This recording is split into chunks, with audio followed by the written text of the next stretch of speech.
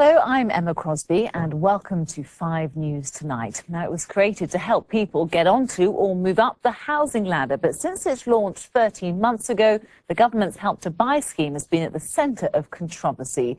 Supporters say it's a much-needed boost for our economy, but critics argue it's helping to overheat the property market. Well, the government thinks the scheme is so far a success and today released figures which they say proves that. So far, over 27,000 homes have been bought under the scheme, and 85% of those were bought by first-time buyers. The government estimates suggest that Help to Buy schemes account for less than 3% of total house sales. Well, Peter Cardwell has been speaking to one woman who's about to buy her first home with help from the scheme. For Lucy, owning a home like this one is something she's been working for years. But she would have had to find over £40,000 for a deposit, a big ask. Thanks to the Help to Buy scheme, she's now moving into a nearly identical house to this one in 2 weeks. We were paying out £400 a month more on rent than we will be paying in our mortgage on our own home. So it's not the affordability of once you're in the house, it's just that raising the deposit. With Help to Buy, Lucy has only needed a 5% deposit.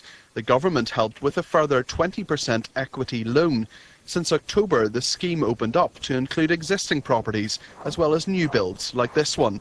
The Prime Minister says it has had the desired result. Help to Buy has been a success, and house prices are still, in real terms, 13% below the peak they reached in 2007.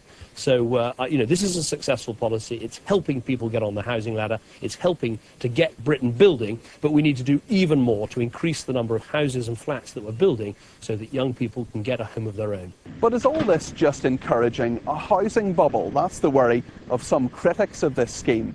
There's also the question of interest rates. If they go up, affordability could become a huge problem. And demand is a factor too. Currently, 240,000 homes a year are needed to satisfy that, but the UK builds less than half that number.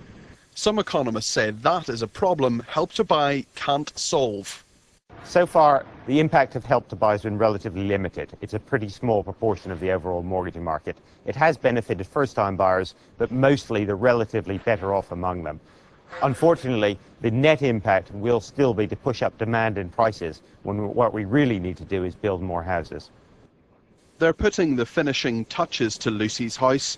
She says that despite the criticism, the government scheme has worked for her and her family. Peter Cardwell, 5 News.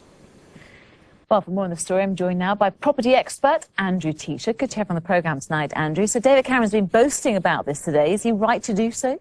I think what he's right to be able to say is that Help to Buy has not been to blame for any of the talk of a bubble that we've been hearing. There's been a lot of criticism of the scheme over the last few months in relation to the fact that house prices, particularly in the southeast, have really begun to rise at the kind of levels seen before the last financial crisis.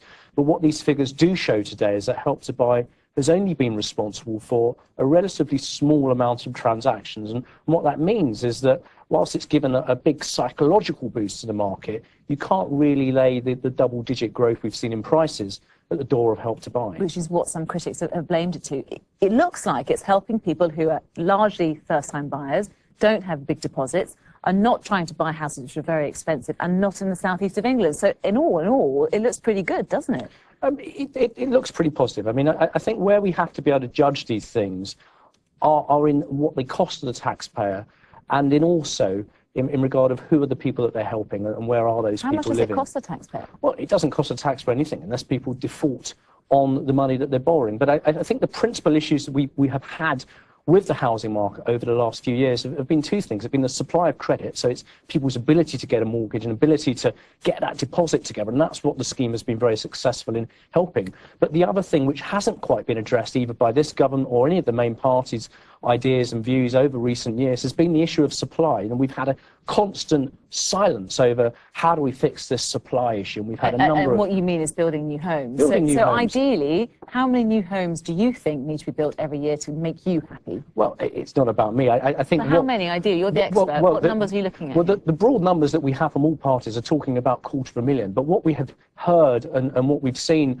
from this government and from other parties have been a number of small little things around the edges, such as helping self-build or helping small developers, and all these things are great and laudable, but fundamentally the government owns lots of public land which it can develop. It's got the keys to the planning system, as we've seen with big infrastructure projects. It clicks its fingers and can make it happen. So what we need is an alignment of policy that gets the ducks in a row and starts to really get some of the houses Which isn't going to happen anytime soon. So in the meantime, what's your advice to our viewers who are watching who want to get on the property ladder for the first time? What can they do? Well, I think it's about looking at the long term. So it's looking about where you want to be in 5 years' time and thinking where you can find a bit of value. And often people look in the wrong places. And by looking at, for instance, looking around transport links that are coming up. So around the country, you've got things like High Speed 2, you've got Crossrail in the south of England that's opening up all kinds of areas. And these places might have cheaper opportunities to pick up a house than picking up something in the centre of town that might be a bit overheated and a bit overpriced. So always consider what you could do and look at what you can afford. Great advice, Andrew. Thanks very much for your thoughts tonight.